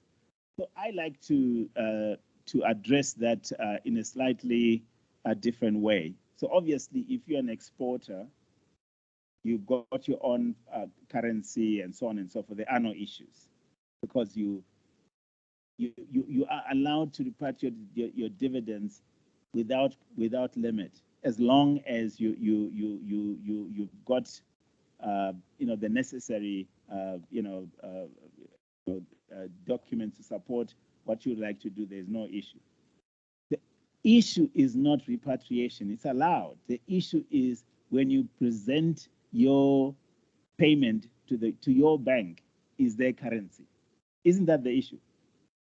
Yeah, because you're allowed to repatriate dividends, you're allowed to repatriate your capital, but you go to the bank and you say, I want to send $500,000 or $2 million to my parent, and the bank says, well, we don't have the money today. Is that not the issue, Jennifer? So I'm saying the issue of repatriation of dividends, if you're an investor, if you generate your own exports, I'm not sure what the issues on the auction is and so forth. Whether when you present your dividend check, you are not part of the priority list. Okay. Yeah, unfortunately, there's not much I can do about that. But what we advise investors is that this issue on currency, in my opinion, is a transitory issue.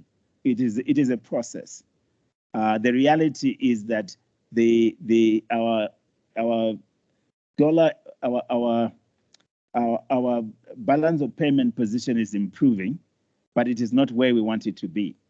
So that is also why we are trying to encourage export generating industries and import substitution so that our gap narrows a bit. But that is also a matter that is, totally beyond me. But we do sympathize with what you are dealing with, and hopefully soon that will be a matter which will be in the past. I think I've responded to the questions that were asked in this first round.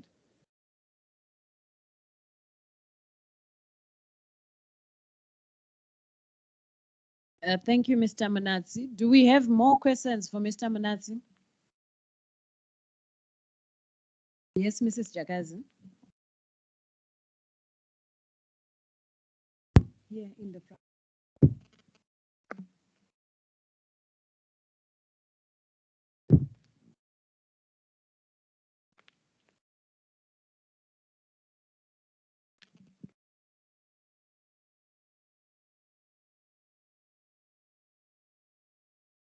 Thank you, Sekai.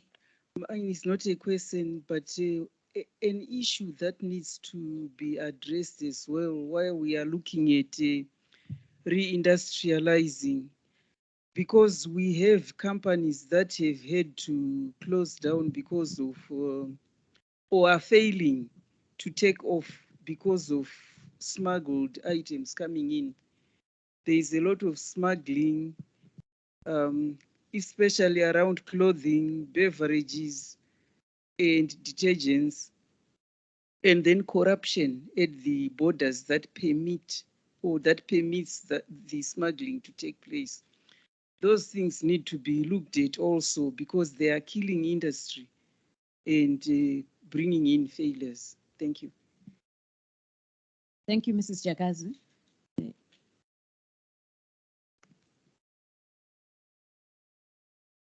Yes, Mr. President. Thank you. Thank you for a wonderful presentation. I understand the effort you are doing and it's quite commendable. But I'm just pleading with you to have a 360-degree look at the government inefficiencies within the system. Getting a simple documentation like a passport, you can't get easily. People coming in from outside, having bureaucracy at the airport, you are waiting for somebody that you get to you, you want to discuss business. Now the guy has been turned back. The other things, you just go into a simple office, city council, they want to print a document, you are told there is no paper, can you go and buy your paper, and so on. So all these things, they are simple, but they really draw us back. But your effort is quite commendable. Thank you, President. Yes, you can go ahead. Thank you, Mr. Mnazi. Thank you for accepting the assignment, for doing the national service that you are doing, and for spearheading a lot of the efforts. I think on this, just building on the earlier comment, I think that you have invited private sector to partner with ZIDA, and I think one area that we can really be able to work together is on this whole ease and cost of doing business, because I think we all live and experience it, in different sectors, and I think it's been kind of like a buzzword for 7-8 years. I don't see that there is any significant improvement, and yet we kind of live it. We are walking those shoes, and I just think it's time. It's not really, I think it's a suggestion that I make, that it's time perhaps that it's very good that it has been located with ZIDA. It's time that we actually started, perhaps, creating some working groups and attacking this area, because it seems like there is a lot of inertia and bureaucratic kind of turfism, and this is how we've always done things, and all that comes into it. But I think we can talk about it, and it's not just for foreign investors to roll out the red carpet, but it's for domestic, local investors as well, just to improve that. So I just think it's one of the low-hanging fruits. It does, unlike a lot of what we're discussing, doesn't require significant budget that, let's say we have to find, we don't have the money. So we don't have a lot of excuses, frankly, to attack this and just make the environment a lot easier for business people to get on and do business. So really, we stand ready to also join you in this national service, because it benefits all of us, and to put in the time and resources so that we can have some tangible benefits coming out of it. Thank you. Yes. You can go ahead. Thank you. Thank you, Mr. Mnazi, for an insightful presentation. My name is Farai Karonga from Zisco Steel. My question is basically about sanctions. Are they still a factor in the way we do business? A comment from you would be very welcome. Thank you. Yes, if you could also introduce yourself. Thank you. Thank you, Chair. My name is Richard Mawari. I'm with Stewart Bank. My question to Mr. Mnatsi is around the block facility that the Reserve Bank of Zimbabwe introduced sometime around June 2019. How easy has it been for you in your journey to attract new investment into the economy, especially in light of the fact that we have over $1 billion that the economy still owes to foreign suppliers, to some of it in respect of dividend repatriations that we have not been able to settle. I think for the past 2 years now, how easy has it been for you to convince foreign investors to come into the country in light of the fact that they still have some of their money that is locked in? And if you could go a step further, from where you are seated, I mean, to provide a solution as to how you think we can get ourselves out of such a situation. Thank you. Okay, would that be the last question? Sorry, there's one hand at the back. That will probably be our last question, and then we will wrap up after Mr. Mnatsi has responded. Thank you very much, Mr. Mnatsi, for your insightful presentation. I've got two issues. The first one is to do with the World Bank rankings. We understand that these rankings have been discontinued due to a number of challenges. My question is, how do you then intend to measure the ease of doing business reforms in the country in the future? Then the second issue is to do with investment approvals. In the past, we have seen a number of investments being approved by government, but when then you go on the ground, these projects are never implemented. I wouldn't want to cite specific examples, but we have witnessed that in the country. Thank you. If you could introduce yourself. My name is Mucheka, Economic Research Unit. Thank you. I'll hand over to Mr. Mnatsi again. Thank you. Very constructive questions and contributions, I must say. Mr. President, the good news is that government has just awarded a contract to a provider to produce e-passports. So what I understand is that from January next year, you'll be able to get your passport very easily. So progress in that respect. And I think also that hopefully what will come with that is the digitization of all our identity documents. That's what I believe, because we licensed them a few weeks ago. So I know that they're already on the ground, and beginning next year, queues on passports and documentation should be a thing of the past. So progress. Yes, it is true. And I experience it every day. I mean, I can't share some of the cases. In fact, as we speak today, we have cases sometimes where immigration and everybody else are not in sync.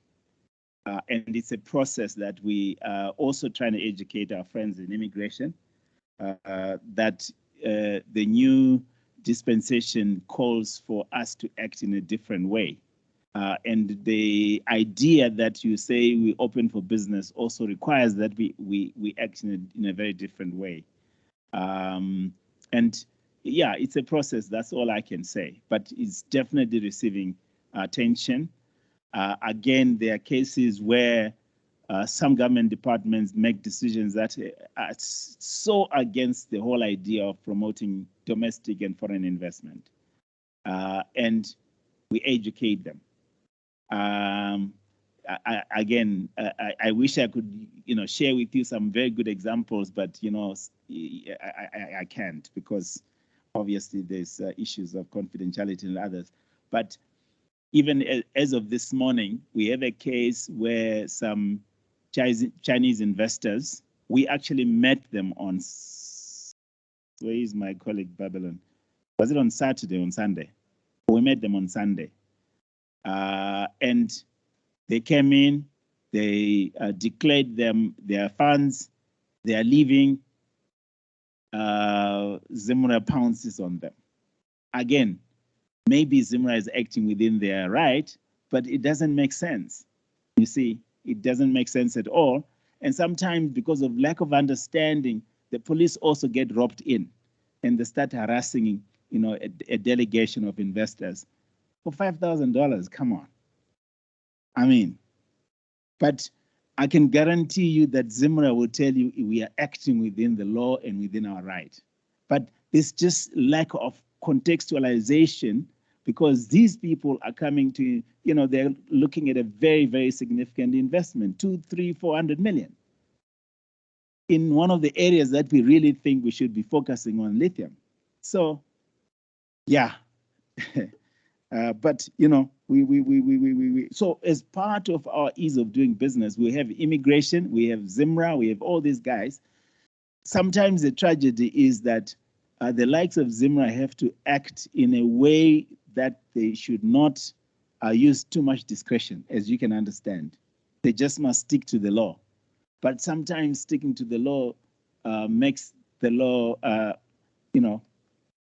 a weapon against the things that we are seeking to achieve. So maybe you will see some change in the next 18 to 24 months. Yes, it is true that the World Bank has discontinued their rankings of the ease of doing business because there are countries who were manipulating it's common cause. We're manipulating their figures and all sorts. But they're not the only ones. The World Economic Forum does their own rating. But the good thing is that government has said, let's just continue to use the same parameters that the World Bank was using, and let us be our own judges of how efficient we ought to be. Somewhere in front, somewhere, in the future, it will emerge as a truly reforming economy. So I think it's a positive thing. Yes, Mr. Msipa, you are correct. But yours is a statement that is welcoming what we are offering. So yes, we are genuine when you say let's work together. So in the consultation process, we will be consulting with business. What is it that you would like us to see us do? How do we plug some of the weaknesses? Because as you can imagine, business is also not innocent in this process. But unfortunately, the system always punishes the guy who is compliant, unfortunately. So we want to try and make sure that we work together in these areas. We collaborate and really unplug those areas. And you are right that you are the ones who are experiencing it, and you're experiencing every day, regardless of what we say through government entities. Mr. Karonga, are you setting me up? The issue of sanctions is an issue that I think I would leave to politicians. But I can tell you as a banker that in the late 90s, we alone as a bank had lines of credit of over 200 million, just one bank. You struggle to find among any of the local banks if they've got a line of credit. Because you see, what used to happen, and you know that the cycle of our economy is that the currency, even in the past, even before independence, that was the case. You can go and you can graph the numbers, they will tell you the same thing. The currency is stable somewhere between April and October, November, because that's when most of our foreign exchange, that's when we open the auction floors, that's when the Cotcos of this world will be exporting, and we are exporting our agricultural produce and so on and so forth. When the last inflows of Cotco and others come in around November, the currency will always depreciate. You remember Black Friday, 14 November 1998. Yes, because the cycle is that is where our currency position is always at its lowest. And therefore, historically, that's also when we were drawing down on lines of credit. All our lines of credit would draw down around about that time. There would be 180 days or 270 days to cover for the period when the balance of payment position is weakest. Now, because I can't say because of sanctions, because of where we are, that gap is there. And so you find a country like Malawi, they have lines of credit. They also have, the support from the multilaterals and bilaterals and so forth. I mean, right now, if you go in for a project, you say you want to modernize your plant, you just come to us. If it's Swiss, if it's German, if it's, we go to the East, export credit agencies, you pay a deposit 15%, you pay the balance over 5 years. No-brainer is a no-brainer, but that is not happening. There's no cover for Zimbabwe. And why is that? It's because of our arrears position. Technically. So you can go make your own conclusion, but I don't want to be drawn into the political debate because that's not my specialty. I can just speak as a banker. Then the issue of blocked funds. Look, I think we must accept the fact that what happened in the last 2 to 3 years is the reason why those blocked funds and some of those issues exist. Hopefully from now on, things should be different. In other words, you should be allowed to trade normally and so on and so forth, but the elephant in the room is always going to be the currency. Until we achieve a certain level of predictability and stability of the currency, these problems are always going to be with us. Smuggling. Yeah, well.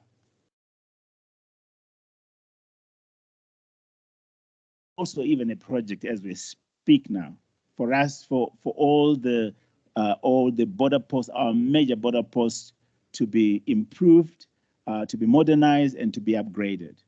That is really where we are, and hopefully that is going to be dealing with the issues. I can only say, as a new entrant in government, that outside of government, I just didn't realize the extent to which we had fallen as a country and as a people. And some of the issues that we are dealing with today were never issues before. So we are working on an initiative which we call Mushamuzi as a housing fund, starting with the low income and so on and so. We're very excited about it because we think it's very transformational. And one of the debating points is because part of the scheme is we want to do equity release. So you got your parents, they have got homes which are paid up. So we create a fund where we can equity release 50% of the value, so that you can then put the proceeds of that released equity into the fund, so that we can use that to build new homes, right? You cannot believe the skepticism and of people thinking, will I not lose my house? I mean, we grew up a mortgage building society. This was it's an old product, but just look at how much people now are so worried about such a basic product, where you would not even think. In the UK, they actually allow 100% equity release. So if you are in your 60s or 70s or 80s and you think, I want to enjoy my money while I'm still alive, you go to the bank, they give you 100% of the value. Obviously, they'll do a bit of haircut. You enjoy that money for the rest of your life. When you pass on, the house belongs to the institution that is financed the equity release, and everybody's happy. But what I'm saying is that how can we, in this day and age, be so skeptical about a product that was so basic when we were growing up, that it is now a new product? Yeah, so it just shows you how much we have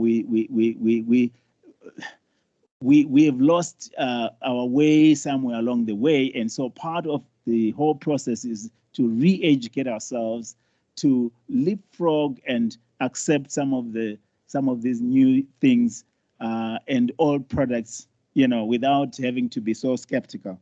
So I think that the issue of smuggling might still be with us for a little bit. As you say, sometimes it's because of corruption at the borders, but it can't just be because of corruption. Because remember, the quantities that are likely to make a difference to a manufacturer must be significant. So therefore, there are other fundamental issues that are at play, which is why we are saying let's dialogue together and deal with some of those issues, because part of the process, like I indicated, of improving the ease of doing business, is really for us to digitize some of these processes